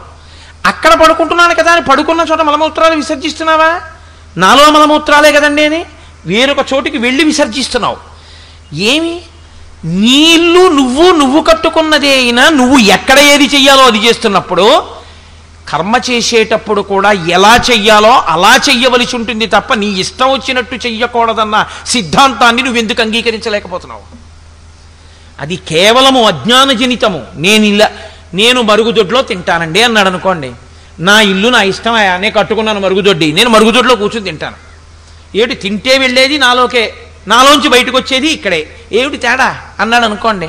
మీరు కాదంటారా నేను కాదంటానా? కాకపోతే ఆయనతో కలిసి భోజనం మాత్రం ఎప్పుడూ చేయలేరు కదా. మీరు ఆయనతో కలిసి భోజనం చేయగలరా? ఒక్కనాటికి చేయలేరు. సరికదా. ఆయన భోజనం చేస్తుంటే మీరు వెళ్ళి కూర్చుని మాట్లాడడం కుదురుతుందా? కుదరదు. కాబట్టి కర్మ చెయ్యడము అన్న మాటలో మీరు ఒకటి గుర్తుపెట్టుకోవాలి. ఇదే యోగ కర్మసు కౌశలం. గీత అంత అందంగా వెళ్ళింది, అంత అద్భుతంగా ఆయన పరిష్కార దిశగా అలా తీసుకెళ్ళాడు. మనస్సుని నియంత్రించడం అభ్యాసం వరకు కూడా అలా వెళ్ళింది గీత. కాబట్టి నువ్వు కేవలం ఏదో చేసేస్తాను కాదు అర్జున. కాబట్టి ఏదో చేయమన్నారు కాబట్టి యుద్ధభూమికి వచ్చి అయ్యయ్యో వీళ్ళందరినీ చంపడం ఏంటండి, మా గురువు గారు ఉన్నారు, మా తండ్రి గారు ఉన్నారు, తాతగారు ఉన్నారు, వీళ్ళందరినీ నేను చంపనండి అని వెనక్కి వెళ్ళిపోతే పుణ్యం వస్తుంది అనుకుంటున్నావేమో. క్షత్రియుడన్నవాడు ధర్మరక్షణ కొరకు యుద్ధభూమిలో నిలబడి యుద్ధం చేసి అవసరమైతే యుద్ధభూమిలో శరీరత్యాగం చేసేయాలంతే. అలా చెయ్యడం నీ చేత కాకపోతే నువ్వు చెయ్యవలసిన పని చెయ్యని వాడివి అవుతావు. వేదము ఎవరు ఏం చెయ్యాలో చెప్పింది, ఆ వేదం ఏం చెప్పిందో అది చెయ్యాలంతే. అది మర్యాద. ఇప్పుడు అలా చేశావు పండుతావు, అలా చెయ్యలేదు పండవంతే. పండకపోతే ఇబ్బంది వస్తుంది లోకంలో. కాబట్టి తస్మాత్ అపరిహార్యేర్థే, ఇది ఈ జనన మరణ చక్రం అన్నది ఉంది చూసావా, ఇది తప్పించగలిగినది కాదు. దీన్ని ఎవ్వరూ తప్పించలేరు. ఇంకా దాని గురించి ఎందుకు ఏడుస్తావు? నత్వం శుచితుమర్హసి, దానికి ఏడుస్తారా? మీరు ఒక్కటే బాగా జ్ఞాపకం పెట్టుకోండి, భగవద్గీత జీర్ణమైన వాడికి ఏడవడానికి ఏమీ లేదు.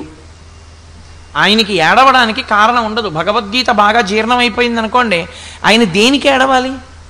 పోతన గారు భాగవతం చేస్తూ ఉన్నారు, మచ్చిక వీరికెల్ల బహుమాత్రము చోద్యము దేహి పుత్రుతున్ చచ్చుతునుండ చూచెదరు తా చావకమాని వారి భంగి ఈ చచ్చిన వానికి ఎచ్చెదరు.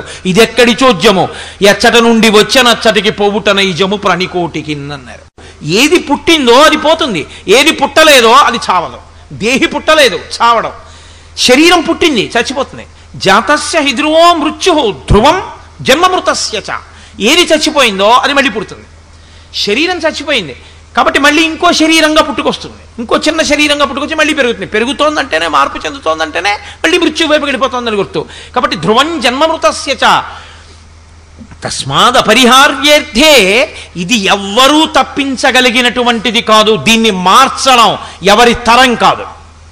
ఇంకా దేనికి ఏడుస్తావు? నత్వం శోచితుమర్హసి. దీన్ని నేను మార్చలేను, దానికి తగినట్టు జాగ్రత్త తీసుకోవడం వినా మార్గం లేదు లోకంలో. ప్రవహిస్తున్నటువంటి గొప్ప ప్రవాహం. కాశీలో గంగలా హరిద్వార్లో గంగ ఉండదు. హరిద్వార్లో గంగలో స్నానం చేయాలంటే ఇనప గొలుసులు పట్టుకుని దిగాలి కిందకి. అలా పట్టుకోకుండా గంగే కదండి కాశీలో దిగాను, మీరు అన్నీ అలాగే చెప్తారని దిగితే ఈడ్చి అవతల పారేస్తుంది. ఇక నువ్వు ఉండవు. ఇంట్లో ఏదో కుర్చీలోంచి కిందకి దూకినట్టు పర్వతం మించి దూకుతానంటే కుదరదు. ఏది ఎలా ఉండాలో అలాగే ఉండాలి, దాన్ని మార్చడం కుదరదు. అన్నప్పుడు దాని విషయంలో నువ్వు జాగ్రత్తగా ఉండడం వినా ఇది ఇలా ఉంది ఏమిటండి అని ఏడిస్తే మారదు. ఏడిస్తే మారిపోతాయా? ఏడిస్తే మారేవి కావు ఇవన్నీ. కాబట్టి ఎందుకు ఏడుస్తున్నావు? చచ్చిపోతానని ఏడుస్తావు, పుట్టానని ఏడుస్తావు. చచ్చిపోతానని ఏడిస్తే చావాగదు, పుట్టానని ఏడిస్తే పుట్టకాగదు. దేహి గుర్తెరగకపోతే దేహి అలా ఉండకుండా పోవడం ఉండదు, దేహము ఉండడం అన్నది ఉండదు. మరి ఇంక దేనికి ఏడుస్తున్నావు? నీ ఇంట్లో అగ్నిహోత్రం వేడిగానే ఉంటుంది. అయ్యో మా అబ్బాయి అండి పాప అమాయకుడండి, వాడికి ఏమీ తెలియదు, పిచ్చివాడు, 2 ఏళ్ల పిల్లాడు, నన్ను కాలిస్తే అర్థం ఉంది, నాకు అన్నీ తెలుసు అగ్నిహోత్రం వేడిగా ఉంటుందని. వాడికి ఏం తెలుసండి? పాలగిన్నె అక్కడ పెట్టి మా ఆవిడ అలా వెళ్ళింది, పాపం 2 ఏళ్ల పిల్లాడు పాలు తాగేద్దాం అనుకుని గబగబా వెళ్ళి ఆ పాలగిన్నె ముట్టుకుని ఇలా తాగేయచ్చు అనుకుని ఒళ్ళో పెట్టేసుకున్నాడు. ఆ వేడి తగిలి ఇలా అన్నాడు. ఆ ఒళ్ళో పాలన్నీ ఉలికిపోయి పసి చర్మం తొడలు ఒళ్ళంతా కాలిపోయింది. దిక్కుమాలిన అగ్నిహోత్రం పసిపిల్లాడు తెలియని వాడిని కాల్చేస్తుందా అని నువ్వు ఏడిస్తే, అగ్నిహోత్రం దగ్గరికి వెళ్ళి నువ్వు కర్ర అట్టుకుని అగ్నిహోత్రాన్ని కొట్టే ప్రయత్నం చేస్తే ఆ కర్ర కూడా కాలిపోతుంది తప్ప నువ్వు ఏడవకూడదప్పుడు. అగ్నిహోత్రం దగ్గరికి నీ పిల్లవాడు వెళ్లకుండా చూసుకోవాలి. ఇది ఈశ్వరుడు పెట్టిన చక్రం, ఈ జనన మరణ చక్రం. దేని కొరకు అంటే ఆయన నియంతయై శాసకుడై బాధ పెట్టడానికి పెట్టలేదు. మళ్ళీ మళ్ళీ అవకాశం ఇస్తే బాగుపడతాడేమో అని పెట్టాడు. మార్చిలో ఫెయిల్ అయిన వాడికి కనీసం మళ్ళీ వెంటనే ఇమీడియట్ సప్లిమెంటరీ అని పెడితే పాస్ అయ్యి మళ్ళీ అకాడమిక్ ఇయర్ వేస్ట్ అవ్వకుండా ఇంటర్మీడియట్ చదువుకుంటాడని పెట్టినట్టు ఈ శరీరం వదిలిపెడితే ఇంకో శరీరం ఇచ్చాడు. పాపం పుణ్యం దాంతో తీసేసుకోరా అని. అసలు ఎన్ని జన్మలు ఎత్తినా నీకు ఇది తెలియకుండా ఇంక శరీరం పుచ్చుకోవడం శరీరంతో ఉండిపోవడం ఇదే సంతోషమైతే ఎలా కుదురుతుంది అర్జున? కాబట్టి తస్మాద్ అపరిహార్యేర్థే, తప్పించలేని చక్రం అది, జనన మరణ చక్రం. దాని విషయంలో నువ్వు చెయ్యవలసింది ఒక్కటే, నత్వం శోచితుమర్హసి. ఏడవకూడదు. నేను చచ్చిపోతానని ఏడవకో. ఇక నేను చావడం అంటూ ఉండేది శరీరానికి కాబట్టి చచ్చిపోయే శరీరంలోకి నేను వెళ్లకుండా ఎలా ఉండాలని ఏడు. అది ఆలోచించవలసిన విషయం. చావకుండా ఉండడానికి నువ్వు చచ్చిపోయేవాడివి కానే కావు, నువ్వు ఆత్మవి, నువ్వు లోపల ఉన్న దేహివి. నువ్వు దేహివన్న సత్యాన్ని నువ్వు తెలుసుకోచాలి. నువ్వు ఆ సత్యాన్ని తెలుసుకున్న ఉత్తర క్షణంలో భయం పోతుంది, అయోమయం పోతుంది. ఇదే నేను మీకు ఒక్క మాట చెప్పి పూర్తి చేస్తాను. రజ్జు సర్పభ్రాంతి అంటారు, అద్వైతంలో చాలా ఎక్కువగా ఉపయోగిస్తారు దీన్ని. చీకట్లో వెళ్ళిపోతున్నాడు, ఎదురుగుండా ఏదో కదులుతోంది, అడ్డంగా పడుకుని ఆగిపోయాడు. అమ్మ బాబోయ్ ఎంత పెద్ద పావో, నల్లత్రాచు ఇక్కడ తిరుగుతోందన్నారు, ఇదిగో పడుకుంది ఇక్కడ అన్నాడు. కాదేమో త్రాడేమో ఇది అనుకున్నాడు. తల పైకెత్తినట్టు అనిపించింది. అమ్మ బాబోయ్ పామే. ఇంకొక 2 అడుగులు వెనక్కేసి చూస్తున్నాడు, అలా ఎటు కదులుతుందని. అది అక్కడే ఇలా తిరుగుతోంది. బుస్ బుస్ అన్న శబ్దం వస్తోంది. పామే హడిలిపోయేలా నిలబడిపోయాడు. గభాలన గోడ దగ్గరికి వచ్చి దొరగారు అన్నారు, ఏం కోటేశ్వరారు అలా నిలబడిపోయారే, వెళ్తారుగా ఇలా గుడికి వెళ్ళటంలేనే అన్నారు. దొరగారు పాము దొరగారు అన్నారు. పామా? ఇక్కడ పాము ఎక్కడుంది కోటేశ్వరారు, ఇక్కడ పాములేం లేవే అన్నారు. లేదు దొరగారు, నల్లత్రాచ పడుకున్నది, మీరు కూడా లోపలికి వెళ్ళిపోండి. ఇప్పుడు మీరు బాగా జ్ఞాపకం పెట్టుకోవాల్సి ఉంటుంది. నేను అది పామా త్రాడా తెలియాలి. భయంతో ఉన్నాను, ఉద్వేగంతో ఉన్నాను, ఒళ్ళు చెమట పట్టేస్తోంది, బుసలు వినపడుతున్నాయి, పడగ కనపడుతోంది, నల్లటి పాము పడుకునుంది. ఈ స్థితిలో దొరగారు పట్టుకొచ్చి నా చేతిలో కోటేశ్వరారు ఈ యాపిల్ పండు పట్టుకోండి అన్నారు అనుకోండి, నాకేమైనా భయం తీరుతుందా? కోటేశ్వరారు ఈ 10,000 జేబులో పెట్టేసుకోండి అన్నారు అనుకోండి, 10,000 జేబులో పెట్టేసుకుంటే ఏమైనా తీరిపోతుందా? లేకపోతే మా అబ్బాయి వచ్చి నాన్నగారండి మీరు చదువుకున్న ఇదిగో రామాయణ గ్రంథం పట్టుకోండి అన్నాడు అనుకోండి, నా భయం తీరుతుందా? దొరగారు టార్చ్ లైట్ పట్టుకొచ్చి ఇలా వేశారనుకోండి, ఏమవుతుంది? పోయిందంతే. ఊరే ఇది తాడ్రా అన్నానంతే. తాడ్రా అనగానే పడగలేదు, తాడ్రా అనగానే బుసలేదు, తాడ్రా అనగానే పాము లేదు. దగ్గరికి వెళ్ళి ఇలా చేత్తో పైకెత్తి దొరగారు దొరగారు అచ్చు పాములో ఉంది చూసారా, ఇది చూసి ఎంత భయపడిపోయానండి ఆయన అలా పక్కన బారేసి వెళ్ళిపోయాను.